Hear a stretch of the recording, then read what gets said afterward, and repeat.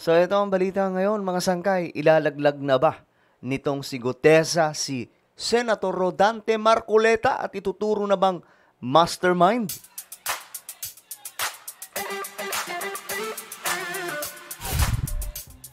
Hello, what's up mga sangkay? This is me, I'm back for another vlog today. Kamusta po kayong mga kababayan? Ngayon, pag-usapan lamang po natin itong peking witness na pinaharap ni Senator Rodante Marcoleta laban po dito sa involvement nila Martin Romualdez sa flood control corruption, no? At ako, mga sangkay, gusto ko talagang may mapanagot na po dito, may maipakulong na mga sangkay. Subalit, wag naman po tayo maghaharap ng isang peking witness para lamang magturo. Kung involved si Martin Romualdez, kailangan po talaga ng totoong witness. At sa tingin ko mga sangkay, ang magiging possible na magiging witness diyan itong si Zaldico, mga sangkay. Pero ito na nga, pag-usapan po natin ngayon itong fake witness na pinaharap ni Senator Rodante Marcoleta. Ano ba?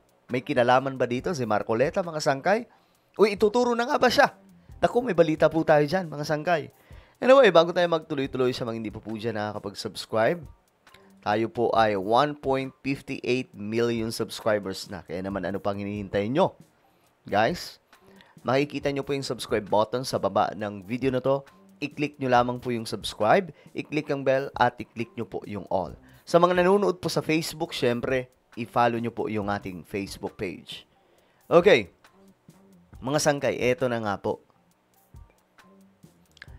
Nakaraan kasi, ito ang sinabi ni Defensor na siya ding isa sa mga pinagdududahan na di umano nagpadala dito kay Gutesa para gumawa po ng kalokohang impormasyon. Ngayon mga sangkay, ito ang sinabi niya. Dinepensahan ni Senador Rodante Marcoleta si Orly Gutesa at tinawag pa... Kasi ngayon mga sangkay, nawawala si Gutesa hindi mahagilap. Ngayon, ang sabi po ni Defensor, nasa kustodiya daw po. Si Defensor at Marcoleta, sinasabing nasa kustodiya ng Marines si Gutesa. Ang most credible witness sa flood control scandal sa kabila ng kanyang umano'y falsified affidavit. Ganyan din ang posisyon ni dating Congressman Mike Defensor na tumulong sa pagbuo ng salaysay ni Gutesa. Pero nasaan na nga ba ngayon ang testigo? Narito ang agenda report ni Hannity. Ito naku, mayayari sila dito mga sangkay, lalo po silang nabubuking dito. Tila nagbabanggaan ng mga pahayag ni na dating Representative Mike Defensor at ng Philippine Marine Corps. Sa programang On Point ng Bilyonaryo News Channel, sinabi ni Defensor na kinupkup daw ng Marines si Orly Gutesa, ang surprise witness ng Senate Blue Ribbon Committee sa kanilang flood control investigation. Sinigundahan din ni Senator Rodante Marcoleta ang nasabing lokasyon niya sa isa namang panayam sa the spokes ng BNC. Hanggang ngayon nandun pa siya. Saan? Sa Philippine Marine Compound, sa Bonifacio. Ang pagkakaalam ko, kinupkup siya ng kanyang tropa. Yung... Dito huling-huli mga sangkay na kalokohan yung mga sinasabi nila dahil mismo yung Marine magsasalita po dito. Marines. Kasi ang balita ko, merong nagtatangka sa buhay niya. At I was also informed na nahuli nila yung gustong magtangka sa buhay niya. Si Defensor ang nag-introduce kay Gutesa sa senador dahil gusto raw nitong magsiwalat ng mahalagang detalye sa Blue Ribbon. Si Gutesa ang retiradong marino na nagsalaysay sa di umano'y personal cash deliveries niya sa bahay ni Zaldico at dating House Speaker Martin Romualdez kaugnay ng kanilang kickbacks sa mga proyekto. Sabi ni Defensor, maging ang pamilya ni Gutesa under protection ng Marines. Pero malayo ito sa kanya. Pero pinasinungalingan ito ng Philippine Navy. Ayan na. Yung Philippine Navy nagsalita na. Dahil taong 2020 pa na mag-retire si Gutesa, wala na raw siya sa administrative authority ng Navy. Hindi raw siya under protection ng Marines at hindi sila involved sa anumang personal affairs nito. Mainit ngayon na naging issue sa notarization ng salaysay ni Gutesa, lalo na't pinakakasuhan siya ng korte sa DOJ dahil peke raw ang naging pirma ng abogadong si Attorney Petchy Rose Espera sa kanyang sworn statement. Yan, mga sanggay. Peke. Ngayon, bistado na po ito. Yung Navy, umalma na sinungaling itong sila Defensor at Marcoleta. So, sino nga ba ang nagtatago? Possible nga ba si Defensor at Marcoleta ang nagtatago nito? Dahil natatakot na sila na paharapin ito dahil madudot-dot na po sila mga sangkay. Ngayon, ito nga, si Ping Lacson, nagsalita na. Ayan o, as per verification made with the Marine Commandant, sabi dito, with the Marine Commandant. Ito, mga sangkay, sabi po dito, Guteza is not and has never been under their custody. How much more fakery can we take? Mga sangkay, di booking sila dito. Si Rodante Marcoleta at itong si Defensor, yari dito, mga sangkay. Ngayon, humingi na po ng tulong ngayon si Lacson dito sa isa sa mga magagaling mga sangkay na general. Sino ho ang tumawag, nag-text sa inyo para tulungan na hanapin si Sergeant Guteza, sir? Yeah, si Senator Ping, kanina naman, nag-usap din kami ulit. Sabi niya, patulong na lang, no? Kung paano mo, alam ko, malawak yung iyong network. Ayan, mga sangkay, no? Humingi na po ng tulong si Senator Ping Lacson sa isang magaling na general. And in fact, sabi ko, I'm working on it. I hope, sa akin lang, to put a closure sa nangyayari na to, he should really surface.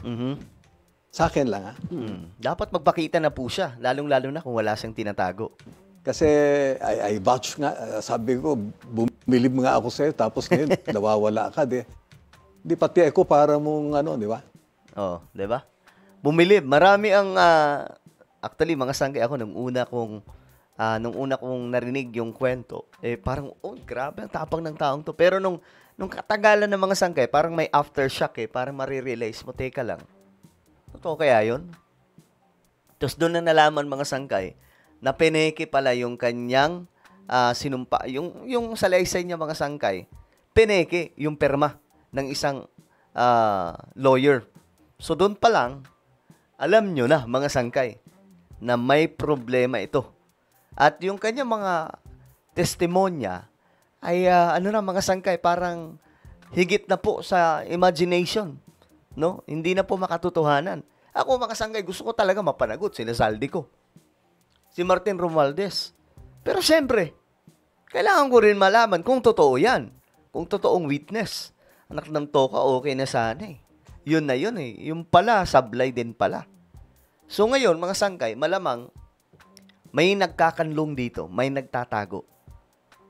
So ang tanong, sino ba? Kay na Defensor at kay Senator Rodante Marcoleta, sila ba? Tanong lamang, mga sangkay. Pero ito, pakinggan po natin. Yung Marines na nag-witness na siya, yung naka-detail daw sila, security ni Congressman Saldico, sabi. Nako, abangan ninyo. Mukhang may development dyan. Mukhang nagsusulat na ng bagong affidavit. Ganun. Mukhang may bagong affidavit. Nako. Itong witness na ito. At may ituturo. Nako, ayan na, mga sangkay. So, sino nga bang ituturo pag lumabas yan?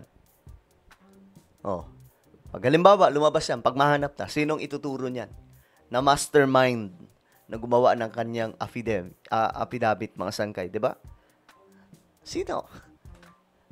Wala naman po tayo ibang nakikita dyan, mga sangkay, na posibleng nagdala sa kanya. Sila Marcoleta, di ba? So talagang sasabit po sila dito. Kaya lang, baka iba na ituturo nito. Mukhang may ituturo kung bakit siya lumabas. Nako. Ayan, mga sangkay. So, yan po yung aabangan po natin. Ako kasi, abangers po talaga ako dito sa taong to. Kung nasaan na siya. Kasi after po niyang magsalaysay, nung na-booking na po, napeke pala yung kanyang, yung perma, yung notaryo doon, mga sangkay, anak ng toko, nawala na lang po, bigla naglaho. At possible, kung sino man ang nagdala sa kanya dyan, sila po ang nagtatago niyan. Pero syempre, mahanap at mahanap pa rin yan. Maraming intel ang pamahalaan lalong-lalo na po, nanghihingi na po ng tulong sa mga general. Itong sila Senator Lacson, mga ano nila yan, mga tropa. So talagang may paglalagyan sila dyan. Alright? So ano po ang inyong opinion, mga sangkay? Sa tingin nyo ba, ilalaglag po ni Gutesa itong si Marcoleta? Comment down below. Meron po tayong YouTube channel, Sangkay Revelation. Hanapin nyo po ito ngayon sa YouTube. Makaganda po yung topic natin dito, mga sangkay. Kapag nakita nyo na, i-click nyo po yung subscribe, click ang bell, at i-click nyo po yung all. Ako na po ay magpapaalam. Mag-iingat pong lahat. God bless everyone.